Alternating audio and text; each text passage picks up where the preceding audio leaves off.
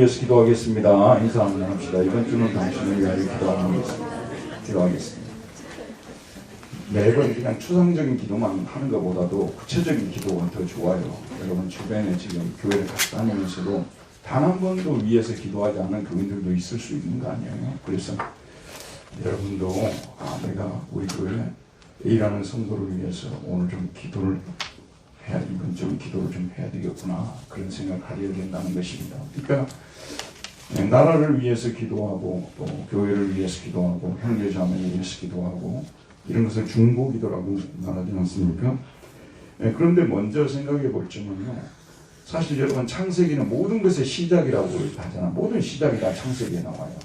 근데 아브라함의 그 중보기도가 모든 중보기도의 시작이에요. 시작. 여러분이 아시다시피 아브라함이 가나안 땅에 들어가잖아요.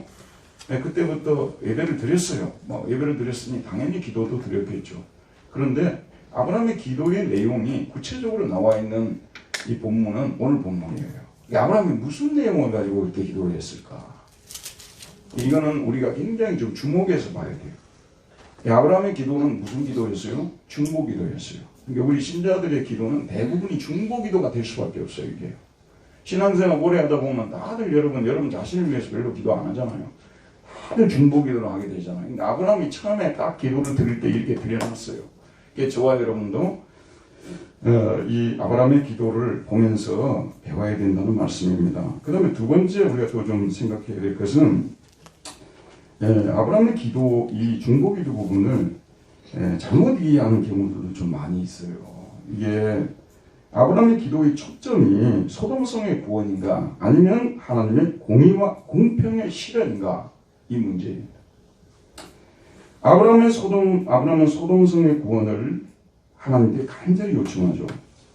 그래서 우리는 이 본문을 읽으면서 때를 써서라도 소돔성을 구원하고자 했다고 생각할 수 있습니다. 그래서 우리 중보기도도 우리의 뜻을 관철시키기 위해서 집요하게 매달려야 한다고 생각합니다. 하지만 아브라함의 중보기도를 살펴보면 그가 소돔성의 구원에 초점을 맞췄을 뿐만 아니라 하나님의 공의가 실현되기를 간절히 바라고 있음을 알 수 있습니다. 즉 아브라함은 하나님께 부르실 때 하나님의 공의와 공평의 성품을 훼손하면서까지 자신의 뜻을 관철시키려 하지 않습니다.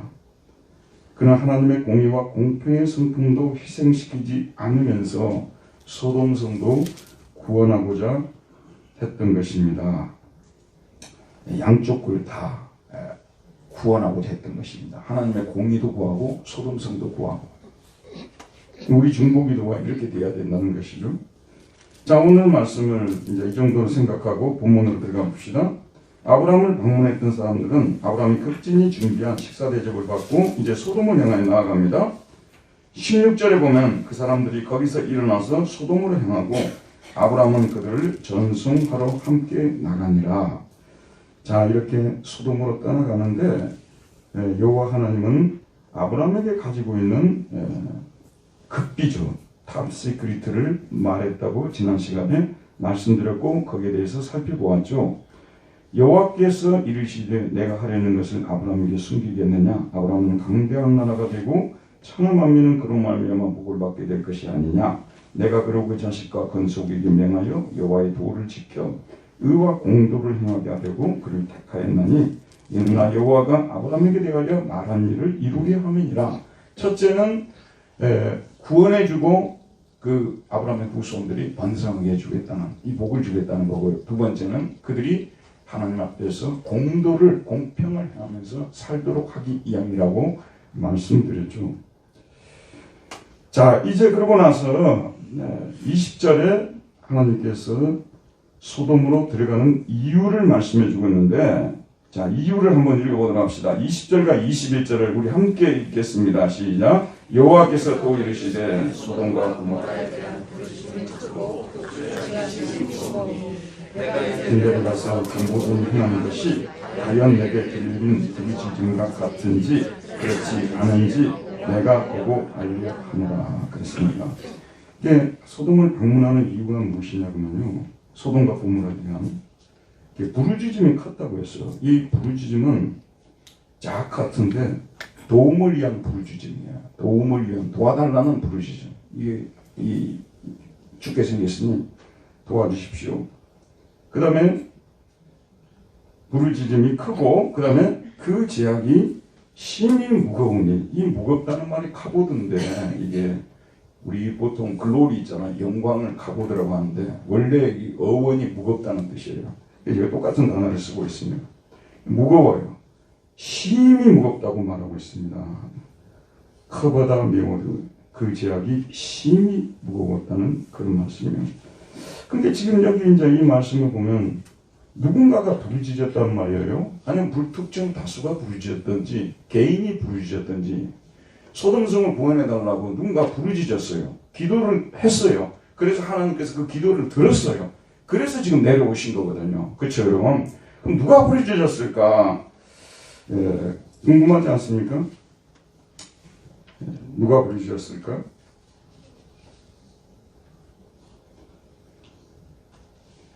성경 전체를 이렇게 살펴보게 되면 소돔성에 살고 있는 롯이 부르짖었다는 것이 가장 개연성이 높습니다. 왜 그러냐면 베드로후서 2장 6절에서 8절을 보면 베드로가 이렇게 말합니다.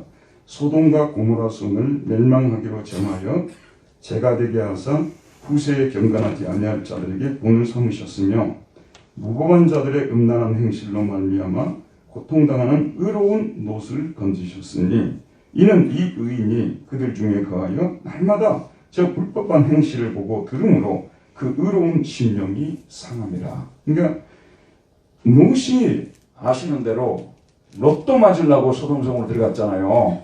로또 맞으려고 들어갔어요. 근데 벼락을 맞아버린 거 아니에요. 우리 예수 믿는 분들 로또 그런 거 좋아하면 안 돼요. 로또 맞으려고 들어갔는데 이 소돔성에서 그냥 지약의 벼락을 맞아버린 것입니다. 가는 곳곳마다 지약이 가득 찼어요. 그래서 너무 하루하루 살기가 너무 고통스러운 것이에요.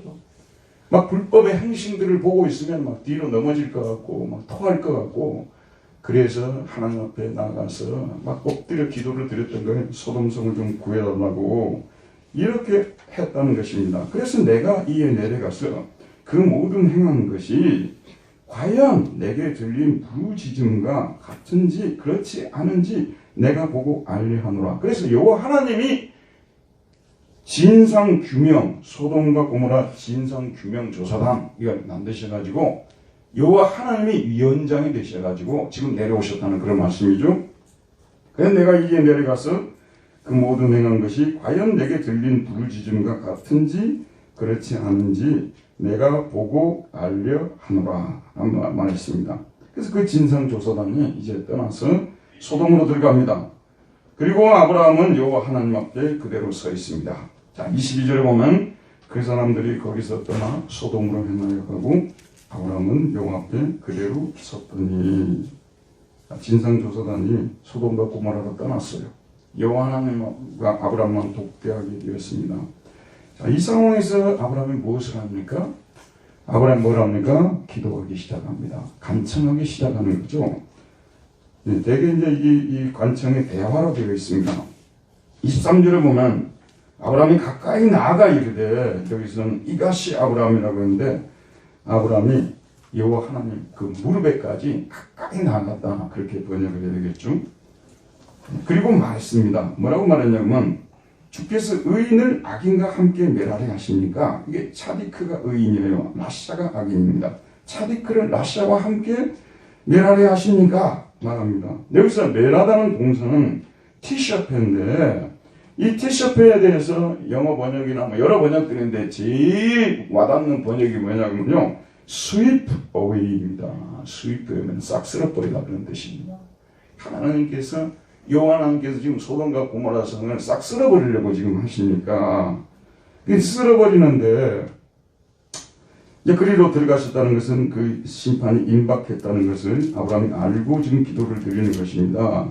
그런데 사람이 들어보세요. 너무 화가 나게 되면 너무 분노가 막 이렇게 막 치밀어 올라오게 되면은 가리지 않고 그냥 이렇게 멸망을 시켜버리는 쓸어버리는 경우들이 있어요. 그래서 악인을 심판하는 건 좋지만 의인까지도 혹시 의인까지도 쓸어버린다면 이게 하나님의 공평과 공의에 성품에 타격이 가는 거 아니냐 이런 말씀을 드리는 거예요. 사실 이런 경우는 여러분들이 자녀들을 키우면서 지금 이제 요즘 우리 커나오는 이제 그 젊은 친구들은 사실 결혼도 뭐 늦게 하고 그리고 아기도 한 명 아니면 두 명밖에 낳지를 않지 않습니까 대체로. 근데 이 시대는 뭐 저희들 여기 앉아 계신 분들도 뭐 7, 8명 뭐 낳은 가정들도 많고 그런데 이제 부모가 어디 가면서 집안을 좀 이렇게 잘 이렇게 깨끗하게 하고 공부도 하고 부모 말 잘 순종하려고 했는데 갔다 오니까 난장판을 만들어 놓고 난리를 쳐놨어요.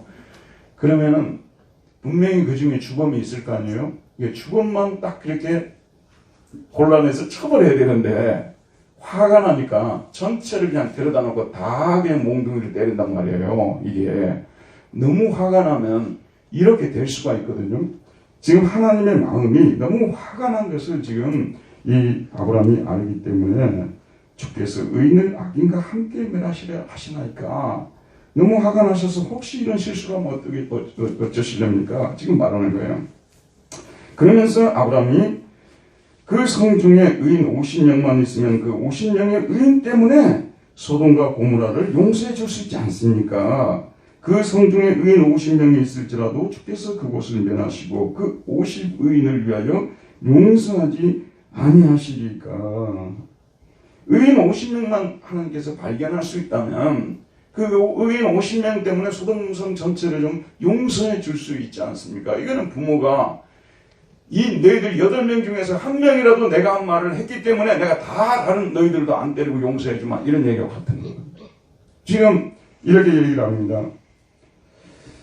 그 성중에 50명의 의인들이 있을지 모르나 생각을 했겠죠. 그래서 그랬으면 좋겠다고 간청을 드립니다. 자, 여기서 이제 중요한 말씀이 나와요. 우리 25절 말씀 다 같이 한번 읽어보도록 합시다. 25절입니다. 시작. 주께서 이같이 하사 의인을 악인과 함께 죽이시면 부당하오며 의인과 악인을 같이 하신 더 부당하니이다. 세상을 심판하시니가 정의를 행할 것이 아니니까. 아브라함의 중보기도는 한쪽으로 이렇게 소돔 사람들 패내서가지고 드리는 기도가 절대 아니에요. 지금 하나님의 어떤 명성에 혹시 금이 갈 수 있지 않냐는 그런 말씀이에요. 왜냐하면 주께서 이같이 하사 의인을 악인과 함께 죽이시면 부당하는 거예요. 의인과 악인을 어떻게 함께 죽이냐고 말이에요. 부당한 일 아니냐고 말이에요. 그 다음에 의인과 악인을 같이 대하심도 부당한 거 아니겠습니까? 그러면은 세상 사람들이 어떻게 생각하는 거냐 말. 세상을 심판하시는 네가 가져야 될 자질, 덕목이 무엇입니까? 반드시 어떻게 돼야 돼요? 누구를 심판한다고 할 때는 반드시 어떻게 됩니까? 공정해야죠. 공평해야죠. 여러분 예전에 저희들이 클 때 스포츠 같은 걸 보면요. 심판 때문에 그냥 울고 웃는 일이 비일비재했어요. 심판 때문에. 저는 이제 테니스도 좋아해서 가끔씩 테니스도 보는데 이 라인이 여기 있잖아요. 근데 공이 여기 떨어졌는데 이게 세이브라 해가지고 이 윈블던 우승을 놓치는 경우가 나오는 거예요. 이게 살짝만 물린 것도 아니고 이 정도 나왔는데 그걸 세이브로 잡아준 거예요. 그래서 여러분이 아시다시피 요즘은 VAR이 다 이게 도입이 됐잖아요. VAR이. 이걸 다 비춰주는 거예요.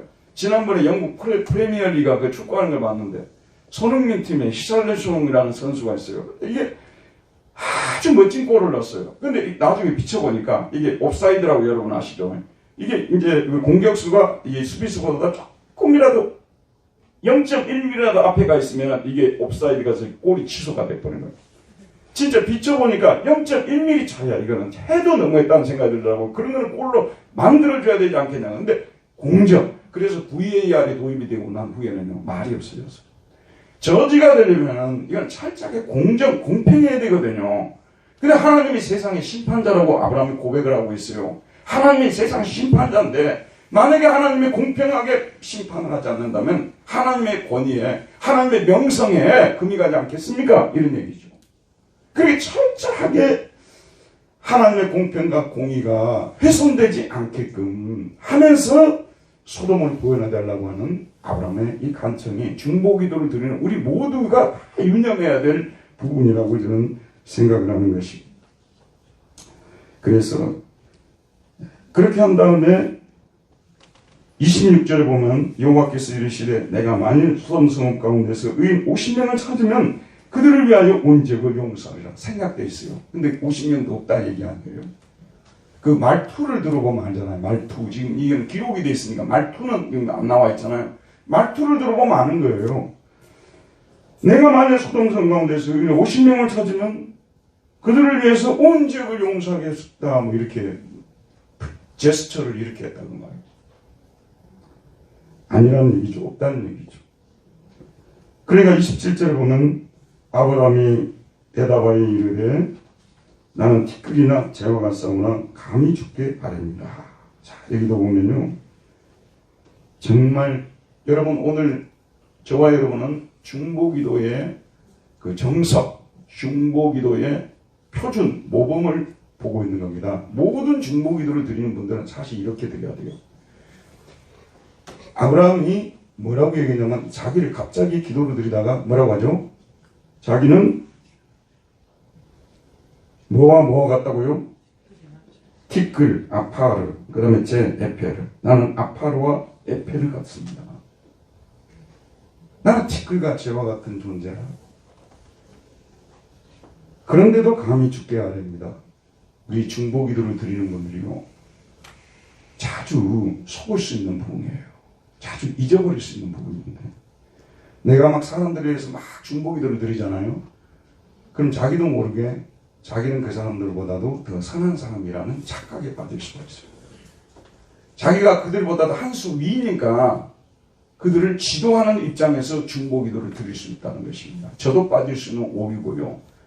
모든 중보기도를 드릴 수 있는 사람들이 빠질 수 있는 오류가 바로 이거예요. 나는 할만하기 때문에 나는 이런 기도 드릴 수 있는 사람이야. 나 외에 누가 이런 기도를 드릴 수 있어 하면서 중보기도를 드리는 이런 분들이 너무나 많습니다. 근데 아브라함은 자기가 그렇게 간청하는 것은 자기의 의로움을 내세워서 이 간청을 들어주셔야만 하지 않겠느냐 압박하는 그런 경우가 아닙니다. 자기는 티끌이고 재와 같사오나 감히 죽게 하렵니다. 모든 중보기도자들이 이런 아브라함의 모습을 간직해야 될 것입니다. 그 다음에 뭐라고 하냐면 28절을 보면 자 28절 봅시다. 제가 읽겠습니다. 50의인 중에 5명이 부족하다면 그 5명이 부족함으로 말미암아 온 성읍을 멸하시나니까 몇 명이죠? 5명이 부족하면 45명이잖아요. 45명. 45명만 있더라도 용서해 주시지 않으시냐입니까? 하나님 뭐라고 말씀하시냐면 내가 거기서 45명이라도 찾으면 멸하지 않냐. 45명이라도라고 번역하는 게 더 좋아요. 42명, 5명이라도 찾으면 내가 용서해 주겠다. 근데 그것도 못 찾겠다 그런 말씀이죠. 29절에 보면 아브라함이 또 아뢰어 이르되 거기서 40명을 찾으시면 어찌하시려니까 이르시되 40명으로 말미암아 멸하지 않으랴. 40명만 있어도 내가 멸하지 않겠다. 그 다음에 30절에 보면 아브라함이 이르되 내 주여 노하지 마시옵고 말씀하게 하옵소서. 거기서 30명을 찾으시면 어찌하시나이까 이르시되 내가 거기서 30명을 찾아도 그리하지 아니하겠다. 자 31절에 아브라함이 또 이르되 내가 감히 내주께 아뢰나이다. 거기서 20명을 찾으시면 어찌하시나이까 이르시되 내가 20명을 찾아도 20명 때문에 심판하지 않겠다 말씀하고 있습니다. 32절에 보면 아브라함이 또 이르되 주는 노하지 마옵소서. 내가 2번만 더 아뢰리이다. 거기서 10명을 찾으시면 어찌하려 하시나이까 이르시되 내가 10명으로 말미암아 멸하지 아니하겠다. 근데 10명도 없다는 말씀 아니겠어요? 소돔성에.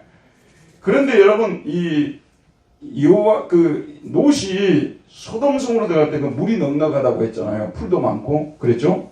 그런데 거기에 중요한 또 한 말이 나오고 있어요. 거기가 여호와의 동산 같았더라 그렇게 보였어요. 이게 당시는 적어도 지구상에서 가장 잘 사는 데 있다고 말이에요. 가장 문명이 발달했던 곳이고요. 문화가 꽃을 피웠던 곳 아니겠습니까? 그런데 그곳이 사실은 어떤 것이 의인 10명도 없는 성읍이 되어버렸다 그런 말씀이에요. 자 이렇게 이 상황이 이렇게 지금 전개되는 것을 볼 수가 있습니다. 아브라함이 더 이상 간청을 올리지 못하죠. 왜 그랬겠어요? 자기가 생각해도 의인 10명도 없다면 심판을 받아야 마땅하지 않겠냐는 그런 말씀이겠죠. 더 이상 기도를 올릴 필요가 없다고 생각해서 중단하고 왔습니다. 33절에 보면 여호와께서 아브라함과 말씀을 마치시고 가시니 아브라함도 자기 곳으로 돌아갔더라. 자, 우리는 이 설교를 통하여 아브라함의 중보기도에 대하여 자주 듣습니다. 그래서 오늘도 설교를 들으면서 소돔성에 의인 10명이 없어서 멸망을 당했으니까 우리나라도 의인 10명이 혹시 없진 않을까, 그래서 멸망을 당하면 어떨까, 이런 생각을 우리가 할 수가 있는 것입니다. 그런 생각하는 건 당연하죠. 그런데 제가 앞부분에서 살펴봤듯이 이 소돔과 이 아브라함의 중보기도에는 일반적으로 우리가 생각하지 않고 넘어가는 중요한 점들이 또 있다는 것을 생각해야 돼요. 그것을 4가지로 요약합니다. 첫째는 우리도 아브라함처럼 하나님을 믿는 자들이므로 우리 역시 아브라함처럼 중보기도를 드릴 수 있다는 점입니다. 예수 그리스도를 영접한 사람들은 누구든지 하나님의 자녀고요. 아브라함의 후손이 된 거 아니에요? 누구든지 중보기도를 드릴 수가 있어요. 목사님 다 아는 얘기를 뭐하러 하냐고 이렇게 말씀하실 수 있죠. 그런데 로마 천주교에는 중보기도를 드릴 수 있는 사람들은 교황이나 추기경이나 사제단밖에 없어요. 일반 평신도들은 중보기도를 드릴 수 없어요. 중보기도를 드리는 우리 개신교에서 중보기도를 드릴 수 있다고 가르치고 있는 겁니다. 누구든지 우리는 예수를 믿으면 왕같은 제사장이 되는 거 아니에요? 누구든지 예수의 이름으로 하나님 앞에 나아갈 수가 있는 것입니다. 이것이 우리 믿는 자들에게 주는 특권입니다. 그렇기 때문에 나 같은 사람이 나라를 위해서, 이 부패한 나라를 위해서 내가 할 수 있는 것이 무엇일까? 막담하지 마라, 그런 말씀입니다. 저와 여러분이 미약하고 부족한 사람들이지만 그럼에도 불구하고 우리 예수를 믿는 자들이기 때문에 우리 같은 사람이라 할지라도 예수의 이름으로 나아가서 중보기도를 드리면 하나님께서 들으신다는 말씀입니다. 이것이 첫 번째고요. 그 다음 두 번째, 중보기도를 드릴 때 우리의 소원의 성취만을 생각하면서 하나님의 공의와 공평의 성품을 훼손시켜서는 안 된다는 거예요. 위에서도 제가 말씀드렸잖아요.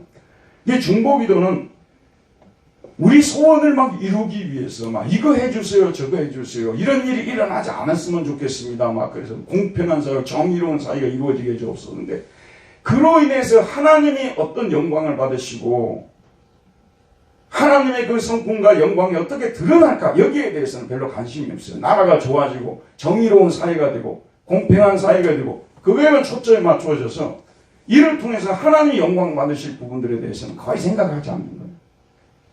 우리는 아무리 좋은 소원이라 할지라도 늘 이 일이 이루어짐을 통해서 하나님의 나라가 이 땅에 이루어지고 하나님의 이름이 존귀하게 되고 하나님이 영광을 받으셔야 된다는 거, 이 부분에 항상 초점을 맞추고 기도를 드려야 돼요. 예를 들어 봅시다, 여러분. 우리 자녀를 위해서 지금 직장에 들어가는 문제, 학교에 들어가는 문제, 결혼하는 문제, 이런 거가 기도한다 그 말이에요. 좋은 배필을 주시옵소서, 다 그런 기도들이지. 그렇지만 좋은 가정을 이루어서 하나님 일을, 하나님 기뻐하는 일을 더 많이 하게 해주옵소서, 거기까지 기도를 드려야 된다 그런 말씀이에요. 그래서 이루어지는 이 가정을 통해서 하나님이 영광을 받으시면 좋겠습니다. 여기까지 가져야 되는데 그냥 좋은 배필 달라고 하고 믿음 좋은 배필이죠. 사실은 그 좋다는 말 속에는 모든 좋은 게 다 들어가 있어요. 믿음만 좋은 사람 원하지 않아요. 저부터 시작해서 우리 모두가 하나님 앞에 부끄러운 모습들 아니에요. 누가 믿음만 좋은 사람 원해요. 요즘 시대에 공부도 많이 하는 사람, 그리고 그 가족에 또 뭐 그것도 좀 이렇게 가문도 좀 좋은 사람, 다 그런 거 좋은 사람 달라고 하는 거 아니에요. 근데 거기 다 좋다, 다 좋아요. 그런데 뒤에 가서 그래서 하나님 기뻐하는 일을 더 많이 하고 더 기쁘시게 하는 가정을 이루게 주옵소서, 거기까지 가져야 된다니까요. 항상 양쪽을 훼손시키면 안 되는 거예요. 세 번째, 우리는 중보기도를 드릴 때마다 철저히 겸손해야 합니다. 아까도 제가 말씀드렸습니다만은 마치 내가 다른 사람들보다 더 의로운 삶을 살았기 때문에 중보기도를 드릴 수 있는 자격증을 가지고 있는 것처럼 우리가 중보기도를 드린다면 하나님께서 슬퍼하실 것입니다. 그리고 만약에 여러분, 혹시 여러분의 삶이 다른 사람들한테 공개가 돼가지고 여러분의 삶이 은혜스럽지 못한 삶을 살고 있는데 중보기도만 너무 멋지게 하면요, 은혜가 안 되겠죠. 우린 중보기도를 들 때 자신을 돌아봐야 합니다. 저 역시 대한민국에 살면서 대한민국 사람들이 짓고 있는 죄를 짓고 살았습니다. 그러므로 저 역시 대한민국을 살려달라는 이런 중보기도를 드릴 수 없는 자이지만 먼저 저를 용서하시고 또 이 나라에 의인 10명이라도 있으면 이 나라를 용서해 주옵소서 하고 기도를 드려야 합니다. 자기 자신의 죄를 보지 못하고 자기 자신의 연약함을 고백하지 아니하고, 사실 저와 여러분은요, 일본 말로 아싸리 죄 없이 살아간 사람이 아무도 없어요. 원래 우리가 어떤 사회에 살잖아요. 그 사회가 가지고 있는 못된 모습은요, 우리들에게도 어느 순간 다 감염이 돼 있어요. 근데 우리들만 감염이 안 됐다고 우기고 있는 거예요. 저도 감염이 돼 있고요. 여러분도 감염이 돼 있어요. 이 사람들이 저지르고 있는 죄들요, 여러분도 서없이 저지르고 있는 거예요. 그런데 우리가 그것을 인정하면 좋은데 나는 아니라고 생각하는 그런 생각을 하게 되면 참 고칠 수 있는 약이 없습니다. 진짜 죄송합니다만 자기를 의롭다고 하는 사람은요, 고칠 수 있는 약이 없어요. 자기를 죄인이라고 하면, 병들었다고 하면 뭐라도 이렇게 고칠 수 있을 텐데 자기가 의롭다고 선언해버리니 뭘 도와서 무슨 약으로 고칠 수가 있겠습니까? 여러분도 예컨대 우리가 순모임 같은 데도 서로 교제를 하고 그러잖아요. 자기 부족함을 이야기하면 상대방 누가 귀를 기울이지 않겠어요? 남을 가르치려고 하는 거예요. 나는 너보다 낫다고 생각하는 거예요. 그럼 누가 그 말을 들으려고 하겠어요? 모든 우리 인간관계도 그렇고 교회 안에서의 공동체 관계도 다 마찬가지예요. 다 부족하다고 할 때 사람들이 동의하는 거예요. 나는 완벽한 사람이라고 말하는데 누가 그 동의하겠어요? 자기만 지금 큰 소리 치고 있는 거지. 그래서 우리 중보기도를 드리는 사람들은 늘 하나님 앞에서 초죄인이라는 것을 인정하면서 철저히 자신을 낮춰야 됩니다. 주일이 되게 되면요, 우리 교회는 오늘 이재용 집사님이 기도를 했습니다만은 지금 대한민국의 11시 예배 때 11시 예배만 기도드리는 기도자들이 얼마나 많습니다. 입에서 중보기도가 철철 흘러나옵니다. 근데 하나님 앞에서 정말 받으실 만한, 기쁘시게 할 만한 그런 기도자들은 얼마나 될까요? 아브라함 같은 이런 마음을 가지고 철저히 자신이 죄요 티끌이라고 고백하면서 이렇게 하나님께 아뢰는 그러한 사람들은 얼마나 될까요? 자, 네 번째입니다. 네 번째. 기도를 드리는 우리 자신이 아브라함과 같이 의롭게 살아야 한다는 점을 우리는 생각해야 됩니다. 만일 소돔성에 아브라함과 같이 사는 의인 10명만 있었으면 하나님께서 그 성을 용서했을 것입니다. 문제는 의인 10명이에요. 의인 10명. 여러분, 동양에도 보게 되면요, 의인이라는 말이 많이 있습니다. 저 사람은 의인이다. 저도 예전에 삼국지를 봤는데요, 거기도 보니까 유비 같은 사람은 의인이라고 하더라고요. 중국 사람들이 말하는 의인이나 성경에서 말하는 의인이나 예수 그리스도를 모를 뿐이지 일반적인 관점에서는 너무 비슷하다는 생각이 들었어요. 우리 한국에도 의인이라는 말을 쓰잖아요. 문화적으로 이게 의인이라는 말이 공통점도 있고 차이점도 있고 그렇죠, 여러분. 그런데 우리 교회 안에서 의인이라고 할 때는, 자, 우리 설교는 여러분들에게 감동을 끼치는 점도 있지만 가르치는 부분도 있어요. 여러분을 성경에서는 의인이라고 하잖아요. 저와 여러분이 하나님 앞에 의인이라고 하지 않습니까? 이 의인이라는 말은 죄가 하나도 없다는 뜻에서 의인이라고 말하지 않습니다. 그런 식으로 말한다면 이 세상에 의인 한 명도 없다는 말이 맞겠죠. 여러분들이 창세기를 보면 노아는 당대의 의인이었더라고 하잖아요. 그 구절도 잘못 이해해가지고 상대적으로 의인이라는 얘기지 절대적으로 의를 갖춘 사람이 아니에요. 그런데 우리가 하는 게 모두가 예수를 믿음에도 불구하고 여전히 불우한 부분들이 우리에게는 있다는 거예요. 맞죠, 여러분?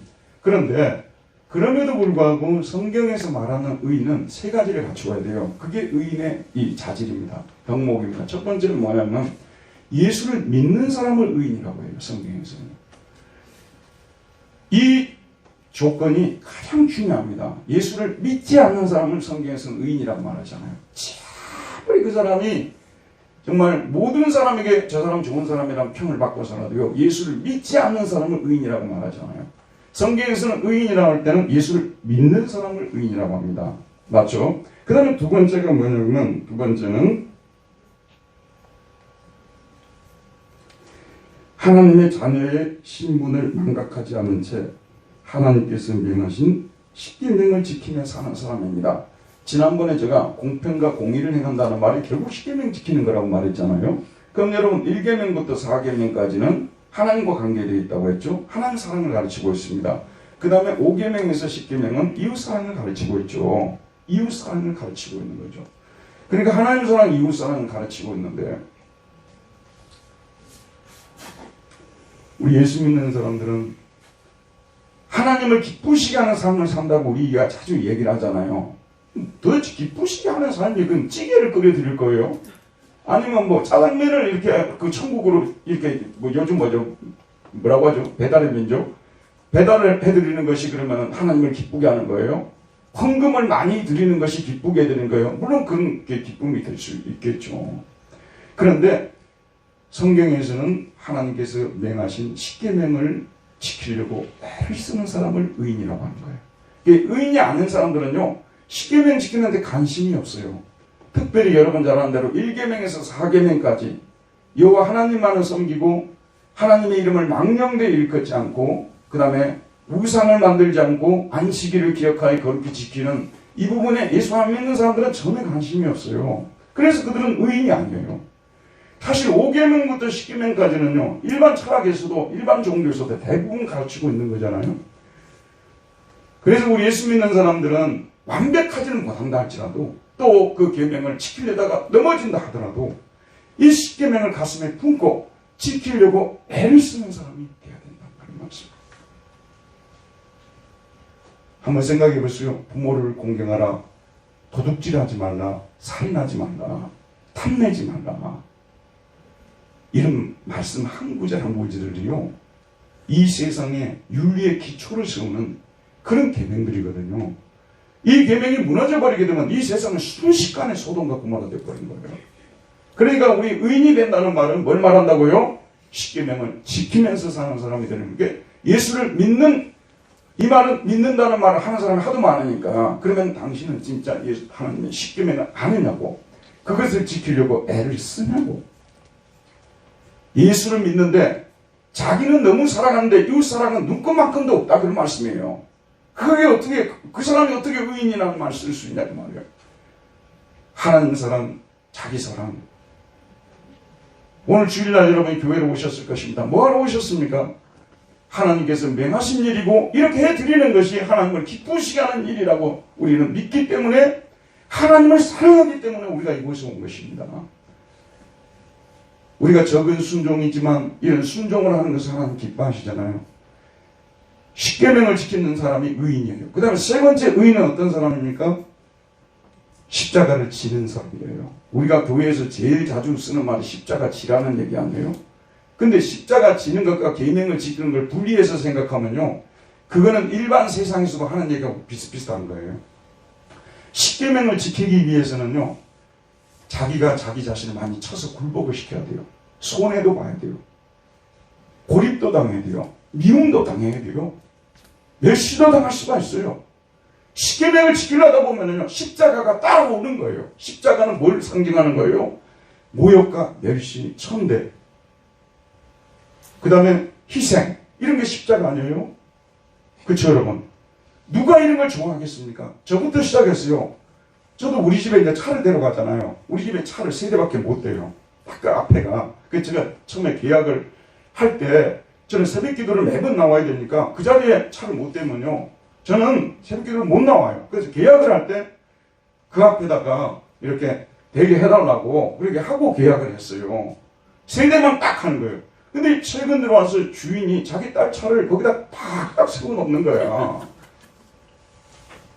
그래서 막 댈 때 막 너무 힘들어요. 그래서 막 주인 앞에서는 표를 안 내지만 속으로는 빨리 좀 빼주면 좋겠다, 빨리 좀 빼주면 좋겠다, 뭐 이래요.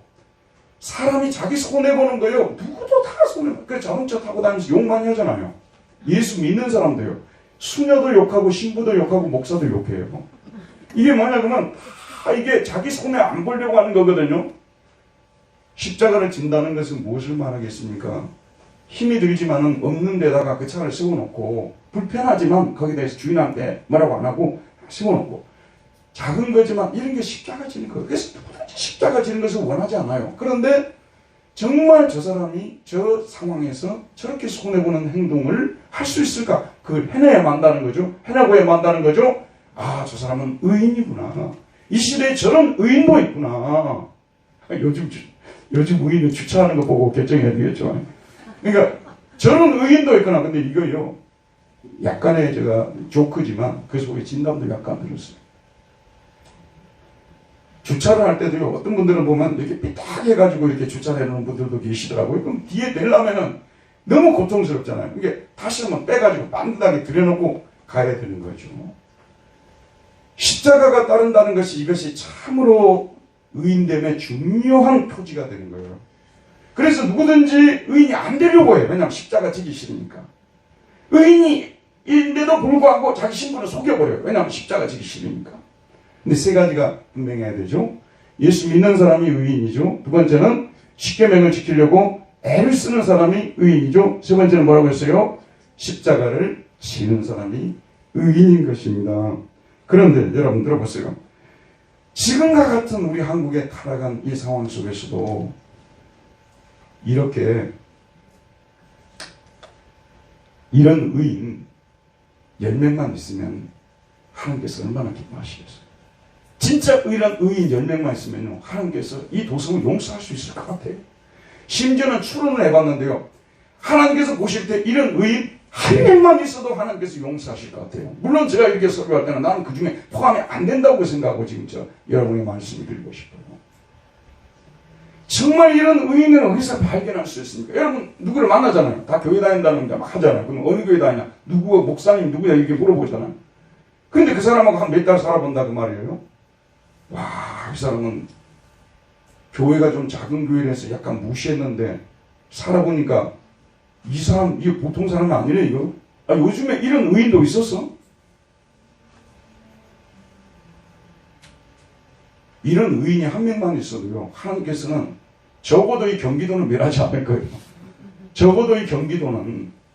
그런데 제가 말씀드렸잖아요. 우리가 어떤 사회에 살잖아요. 제가 이런 말씀드리면 조금 더 여러분 와닿을 거예요. 아주 목사님 성격이 개성이 너무 강한 분이 계세요. 너무 성격이 정말 못돼가지고 막 교인들한테 막 아주 막 인격적인 모독을 주고 그리고 막 아주 교회에 막 돈을 지 맘대로 쓰고 막 못된 목사들 있잖아요. 근데 그 교회에 꿋꿋이 성도들이 붙어 있거든요. 그게 기적 아니에요. 출애굽의 기적보다 더 큰 기적이에요. 근데 그런 기적, 그 사람들 거기에 끝까지 붙어 있어요. 그래서 나 TV에 보면 그 사람들 얼굴을 자세히 봅니다. 저 사람들이 어떤 사람들인지. 말도 안 되는 그런 교회들은, 여러분, 그런 교회들은요, 가능한 나와야 돼요. 왜 나와야 되는 줄 아십니까? 나중에 자기도 모르게 그 목사 똑같이 닮고 있다는 거예요. 그런 교회 다니면요, 그 목사 그대로 닮게 돼 있어요. 우리가 살고 있는 이 사회를 우리가 전에 관계없이 살아갈 수가 없어요. 이게 알게 모르게 이 사회의 제약이 우리에게 스며들어오는 거예요. 근데 이 조용히 스며들어오기 때문에 몰라요, 여러분. 그래서 내가 이번에요, 더 글로리하고 일타 스캔들을 좀 봤어요. 왜냐하면 넷플릭스를 얼마 전에 설치했거든요. 기념으로. 제가 학교 다닐 때 학교 폭력을 당한 적이 있어요. 몇 명이 모여가지고 두드러 패가지고 맞은 적이 있거든요. 근데 그 친구 얼마 전에 결혼식장에서 만났어요. 근데 저에게 마음 덕담을 해줘서 다 속이 풀렸어요. 용서를 했어요. 저도 솔직히 말했어요.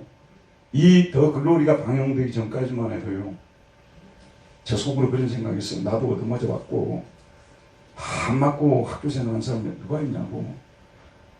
그냥 적당히 하고 넘어가지, 너무 저렇게 다 파면은 안 걸릴 사람 누가 있겠느냐. 솔직히 말씀드리면 운동선수들은요, 거의 군대식으로 움직였잖아요. 그런 생각을 가지고 있었는데 더 글로리, 이게 청주에서 실제로 일어났던 일이더라고요. 찾아보니까. 더 글로리를 보고 나니까요, 정신이 바짝 들더라고요. 야, 우리나라 학교가 이렇게 타락했구나. 와, 상상을 초월해서 거의 다 봤어요. 더 글로리요. 저도 끝까지 다 봤습니다. 그래서 내가 속으로 무슨 생각이냐면요, 작가가 목사보다 낫다고 생각했어요. 그 드라마 작가가 하는 일이 우리나라의 모든 대통령 아니면 또 뭐 국회의원, 목사들보다도 더 이 사람 더 큰 일들을 하고 있는 사람들이구나, 그런 생각을 했어요. 더 글로리 얼마나 많은 사람들이 봤어요. 일타 스캔들도 봤어요. 그게 뭐냐면 여러분 잘 아는 대로 한국 교육의 문제를 지금 지적을 하고 있는 거 아니에요? 여러분 너무나 잘 알죠. 우스갯소리로 돌아다니는 말. 애가 성공하기 위해서는 엄마의 정보력, 아빠의 무감각, 무관심이죠. 무관심.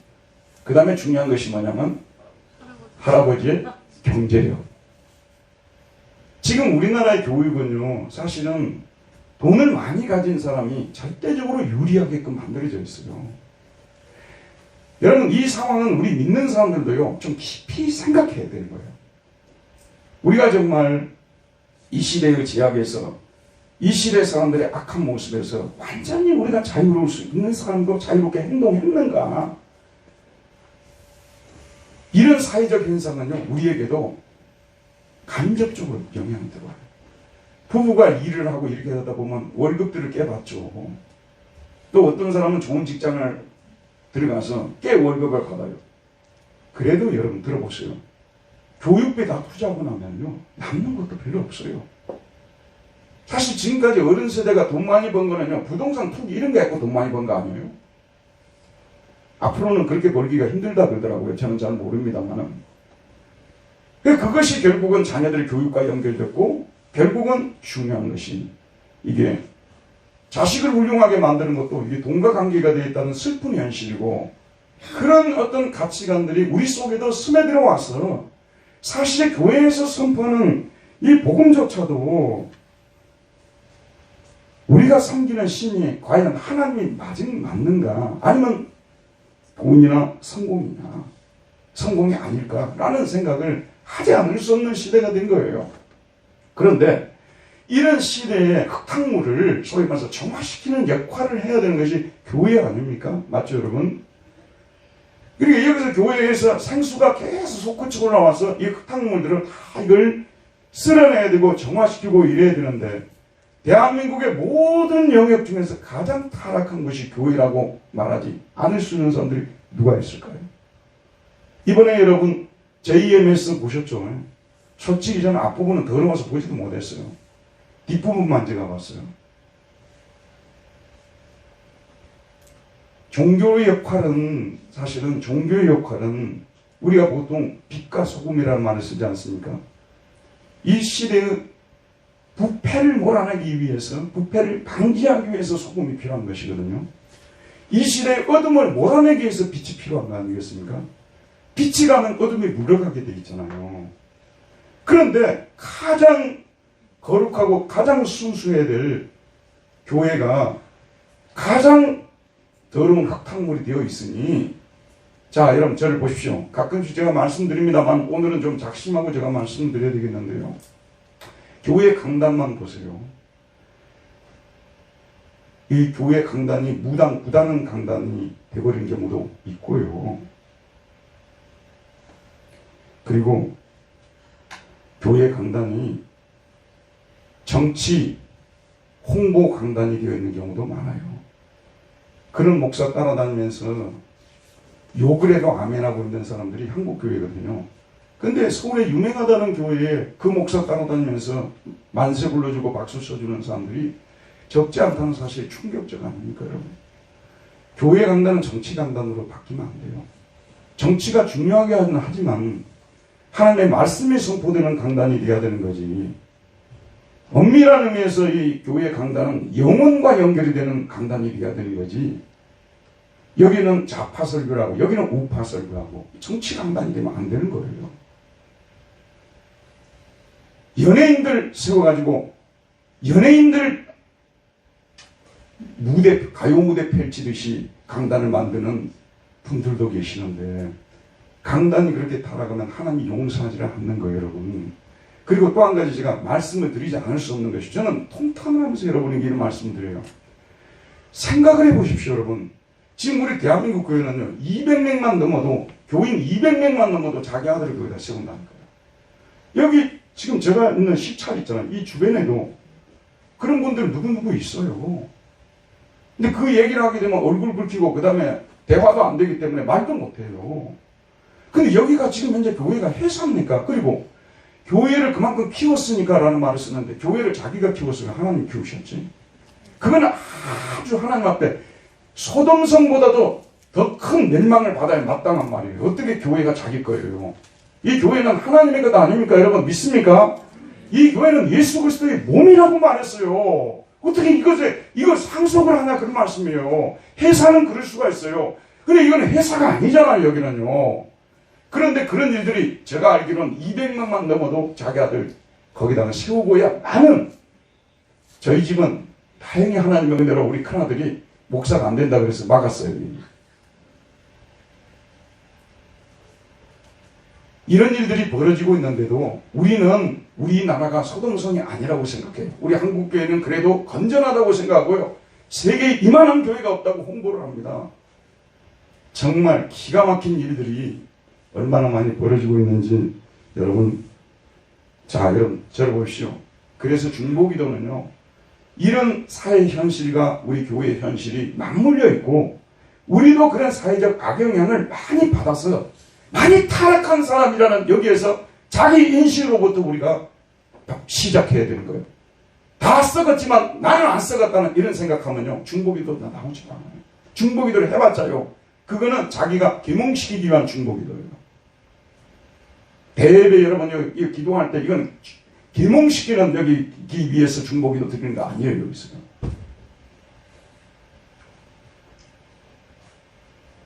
자기 자신이 하나님 앞에서 이 사회에 자기도 모르게 물들어가지고 정말 나도 모르게 성공복음 쫓고 있고 여호와 하나님 대신 돈을 섬기고 있고, 이런 못된 모습이 나에게도 너무 많이 스며들어 왔다는 것을 인정하는 데서부터, 회개하는 데서부터 우리는 정말 새로운 삶이 시작이 되는 것입니다. 그렇게 할 때 내 자신이 회개를 하고 보니까 나도 너무 많이 물들어 있지만, 우리 교회도 보니까 우리 교회 장로님도 물들어 있고, 우리 교회 안수집사도 물들어 있고, 권사도 물들어 있고. 여러분, 장로, 집사, 권사 함부로 받지 마세요, 여러분. 그 직분을 받고 나서 여러분이 손가락질 당하면 어쩔 거냐, 그런 말씀이에요. 그래서 가슴이 터져 나오는 거예요. 어쩌다가 이렇게 돼버렸는가? 어쩌다가 이렇게 돼버렸는가? 중보기도는 거기서 시작이 되는 거예요. 그리고 우리 사회를 또 생각해 보면, 우리가 살고 있는 이 세상이 어쩌다가 이런 세상이 되어버렸는가? 거기서 아브라함과 같은 중보기도, 의인 10명만 있으면 좀 살려주면 되지 않겠습니까? 의인 10명만 있으면 그러지 말고요, 제가 오늘부터 의인이 되겠습니다. 저도 이 설교하면서요, 되게 부끄러웠어요. 솔직히 목사들이요, 어느 정도 가게 되면요, 안정되게 살고 싶어요. 그냥 예수님처럼, 갈릴리에 사용하는 예수님처럼 살고 싶지가 않아요. 저부터 타락했고요, 사실 여기 앉아있는 저와 여러분 모두가 다 타락했어요. 근데 이 중에 의인 한 명이라도 있을지 모르겠어요. 하나님만이 아시겠죠. 여기에 철저한 자기 반성, 회개로부터, 그리고 또 한 가지 마지막으로 말씀드릴게요. 남 자꾸 지적하려고 하지 말아요. 남의 부족함 자꾸 이야기하려고 하지 말아요. 그렇게 하는 당신을 바라보면 지적할 게 더 많은 거예요. 항상 우리는 손가락을 나에게로 돌리고 내 자신이 얼마나 형편없는 죄인인가, 얼마나 부족한 사람인가 생각해야 되는 것이에요. 그리고 내 자신의 죄악을 진정으로 통탄하고 가슴 아파하게 되면요, 이웃을 위한 이 중보기도가 나오지 않을 수가 없어요. 진짜 그렇습니다. 이웃을 위한 중보기도가 나오지 않을 수가 없어요. 그래서 아브라함처럼 의인 10명만 있으면 이 성을 구해주지 않겠습니까? 그런 기도를 드릴 수 있습니다. 저와 여러분, 오늘 제가 이런 설교를 했다고 해서 섭섭하거나 가슴 아파하지 마세요. 왜냐하면 우리는 제가 여러분에게 말했던 이보다도 훨씬 더 심층적으로 타락해 있는 사람들인데, 제가 여러분들한테 쫓겨날까 봐서 이 정도밖에 못하고 있다고 해요. 진심이요, 저는요. 여러분들 혹시 쫓아내면 어쩔 거예요. 그러니까 이 정도만 하고 제가 내려갈 테니까요. 당신 자신이, 내 자신이 얼마나 비참한 죄인인가를 하나님께 깨닫게 해달라고 좀 엎드려서 기도해 보십시오. 진짜 우리 한 사람 한 사람 회개할 것이 많습니다. 우리 한 사람이라도, 우리 분당교회 교회 성도들이라도 이렇게 진심으로 가슴을 치면서 회개하고 그러면요, 하나님께서 우리도 용서하시고, 제가 오늘 좀 길어졌습니다만은요, 저희 집에서는 매일 우리가 이제 예배를 드리거든요. 근데 교인들 이름을 돌아가면서 거의 대부분 드리는데 단 한 번도 교인들이 망하기를 위해서 기도한 적이 없습니다. 그 죄를 회개하고 돌이켜서 하나님이 주시는 모든 복을 받아 누리도록 하는 것이 기도의 목적입니다. 여러분도 이 성을 위해서 기도할 때도요, 그런 생각을 가져야 돼요. 우리는 이렇게 은혜를 받고 이렇게 누리고 있는데 저 바깥에 있는 사람들은 그 죄악에 빠져가지고 대학만 보내면 다인 줄 알고 좋은 대학 보낸다고 해서 여러분 인생 행복해지지 않아요. 여러분 좋은 회사들 갔다고 했어요. 그것이 저주가 될지 축복이 될지 누가 하냐 그런 말씀이에요. 우리가 생각하는 저주와 축복의 개념은요, 철저히 우리 중심적으로 매겨놓은 거예요. 어떤 사람이 너무 좋은 직장에 들어갔어요. 모든 사람이 박수를 받고요. 근데 그 사람 나중에 교회 안 다녀버려요. 그럼 어떻게 될 거예요? 그게 저주 아니에요? 축복과 저주는 우리가 만들어 놓은 거예요. 문제는 우리가 하나님께 좀 더 가까이 가느냐, 좀 더 멀어지느냐, 이것만 중요한 것입니다. 그래서 저와 여러분 모두 정말 개과천선하고 정말 마음을 새롭게 하고 변화를 받아서 하나님 기뻐하시고 온전하신 뜻이 무엇인지를 분별하고 하나님을 섬기는 저와 여러분 되기를 바랍니다. 은혜로우신 우리 하나님 아버지, 오늘도 말씀을 통하여서 우리를 찾아오시고 그 말씀으로 우리를 도전해 주시고 우리를 일깨워 주시면 감사드립니다. 아브라함이 의인 열매만 있으면 이승을 용서해 주실 수 있지 않습니까? 그러나 하나님 보실 때는 소돔에는 의인이 단 한 명도 없다. 롯도 어중간하다고 지금 보는 이런 참으로 말씀들을 우리가 대하고 있습니다. 우리 하나님 아버지, 우리가 이 세상에 살면 얼마나 살겠습니까? 사는 날이 정해져 있습니다. 그 후에는 산자와 죽은 자를 심판하시는 하나님 앞에 설 것입니다. 천국도 있고 지옥도 있습니다. 우리는 없다고 우기고 있습니다. 여호와 하나님 아버지, 이런 현실 속에서 참으로 의인으로 결단하고 살아가는 우리 모두 되게 하여 주옵소서. 예수님 이름으로 기도하였습니다. 아멘. 다같이 찬송가 368장을 부르시겠습니다. 368장.